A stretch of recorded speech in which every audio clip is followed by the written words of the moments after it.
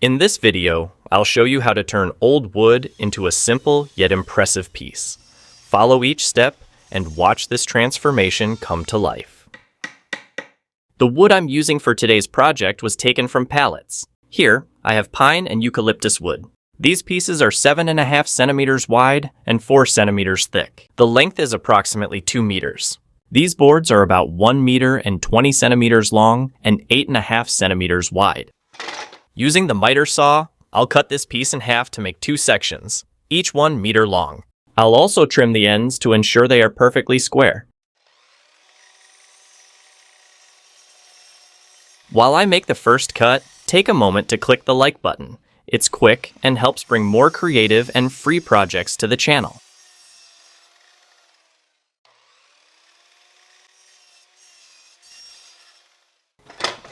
From this wood, I'll use just one piece that is 67 centimeters long.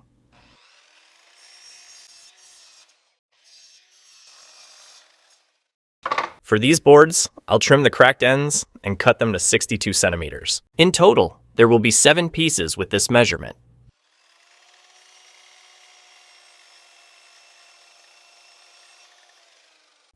Still not subscribed to the channel? Join thousands of woodworking enthusiasts and discover new creative ideas with reclaimed wood every week. Subscribe now and don't miss a thing.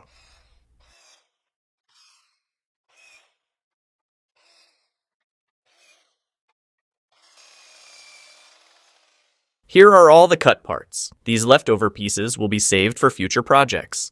At first, I cut this piece to 67 centimeters to split it in half and make 2 sections. However, it's too warped, so I'll set it aside and replace it with these 2 pieces, which are already 67 centimeters long. I'll also add this section, which is 60 centimeters long and 4 centimeters wide, to the project. Now, I'll run everything through the thickness planer to standardize the thicknesses.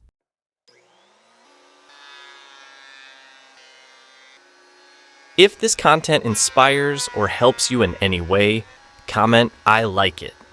I want to know who truly benefits from these ideas.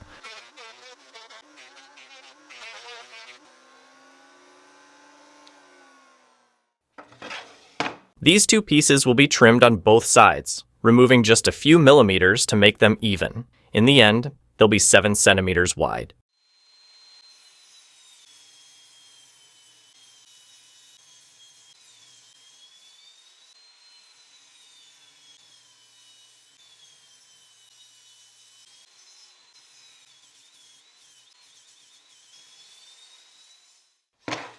I'll do the same with these 2, but their final width will be 8 centimeters.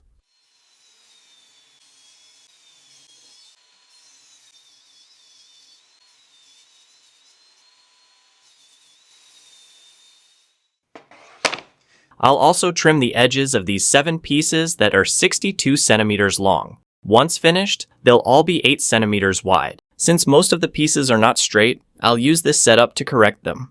I'll position them like this. I have 2 nails here and 2 on the other end as well.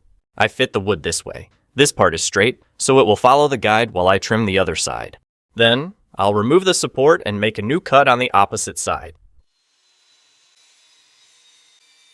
What do you think of this technique? Do you think it could be useful for you?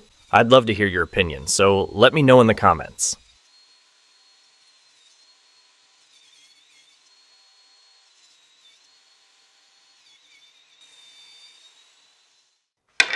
I used the guide to trim all of them. As you can see, they turned out very straight. Now, I'll cut the other edge. I set the saw to 8 centimeters from the guide, and I'll trim them all to this width. Here are all the pieces cut to the project's dimensions. Now, I'll use ivory-colored wood filler to cover the nail marks. I'll apply it using this spatula.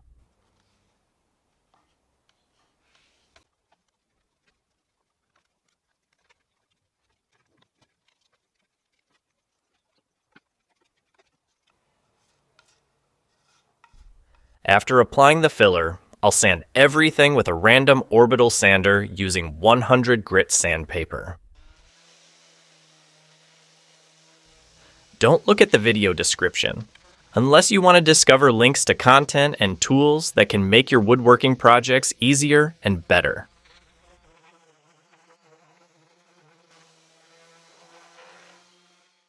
Next, I'll make some markings on these two pieces, which are the largest in the project. Their final length is 99 centimeters. I'll use the tape measure to make 10 markings, each 91 millimeters apart. The first mark will be at 91 millimeters, the second at 182 millimeters, and so on.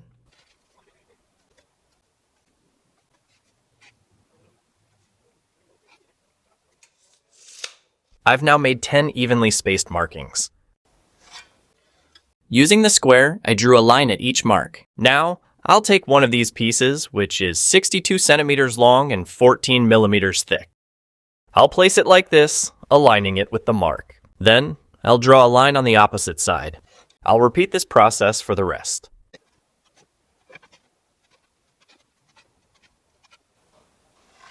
Here's how the markings look. Now, I'll repeat the same process on the other piece.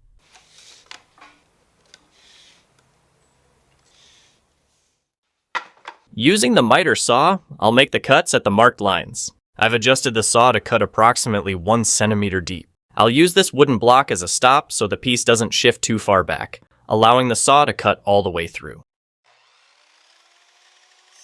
Each new comment shows how far this video has reached. Where are you watching from? Comment below, and let's see how far this creative journey spreads. These two sections will fit together like this. I'll make the same cuts at all the other marked points on both pieces. If you've made it this far, you must love woodworking. So, have you already left your like and subscribe to the channel? This helps YouTube show you more content like this and strengthens our community. Here are the completed cuts. Next, I'll sand these areas by hand.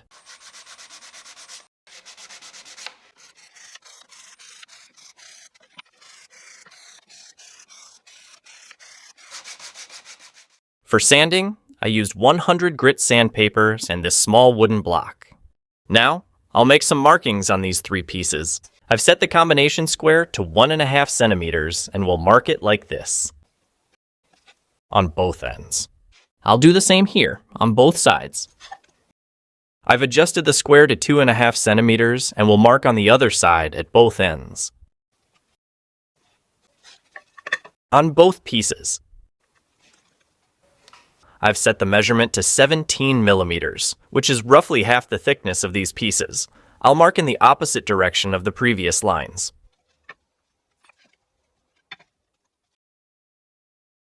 On this piece, which is 60 centimeters long, I'll make 7 centimeter markings at both ends. I've adjusted the combination square to 1.5 centimeters, so I'll mark in the opposite direction at both ends. On one of the 67 centimeter pieces, I'll make a 12 centimeter marking near the end. Right here. And here. Now, I've adjusted the square to 12 millimeters and will mark in the opposite direction at both ends. Next, I'll use the router with this 30 millimeter diameter bit to round over some edges on the marked pieces, here and here. I'll do the same for this one and all the others. How about joining this creative journey? Become a channel member and help keep this work alive. Your support makes all the difference. Click the join button to learn more.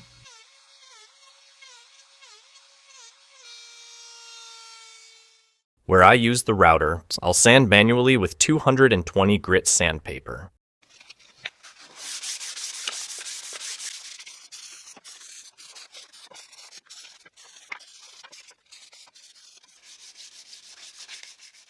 I'll use a handheld drill with a 3.5 millimeter bit that has a 10 millimeter countersink section. With it, I'll drill these three pieces where I made the markings.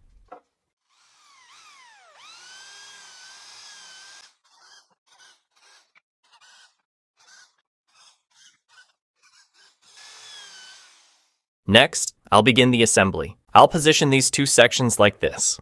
The 60 centimeter piece will be placed this way with the countersunk holes facing upward. Now, I'll take a 67 centimeter section and position it like this.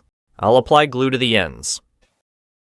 I'll spread a bit of glue on this wood, covering the top and the edges. I'll place it like this. I'll secure everything using screws that are 3.5 millimeters by 40 millimeters.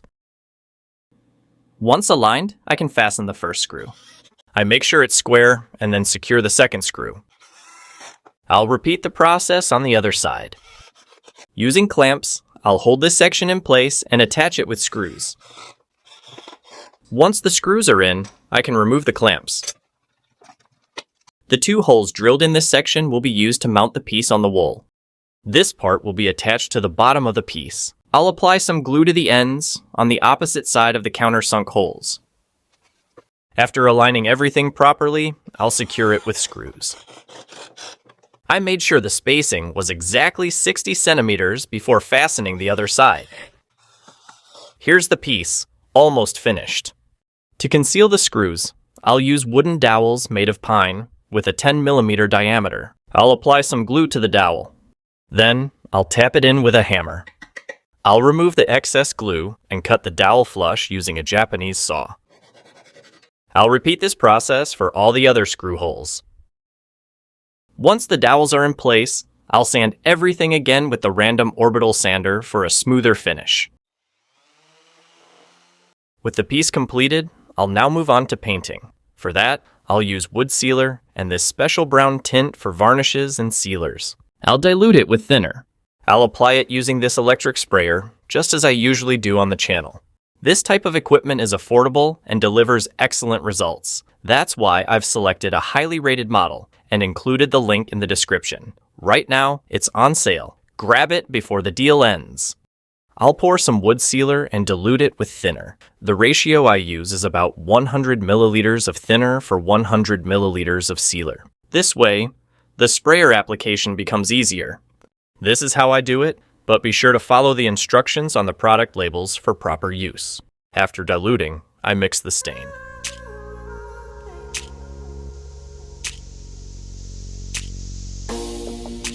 Your friends who enjoy woodworking might like this project. Share it with them.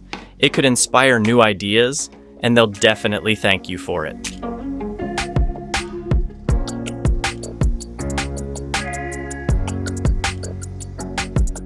Well, folks, here's the finished project. Today, I made a wall shelf designed to display small objects. Plus, it can also be used to organize collections, like Hot Wheels cars. Your like and share motivate me to keep bringing reclaimed wood ideas every week. So if you enjoyed it, support the channel with these actions. And don't leave without dropping a comment. I want to know what you think, even if you have a different suggestion. Your opinion is essential. Since you made it to the end, I've selected more amazing projects for you. They will appear on your screen. Click and get inspired. Thanks for watching, and see you in the next video.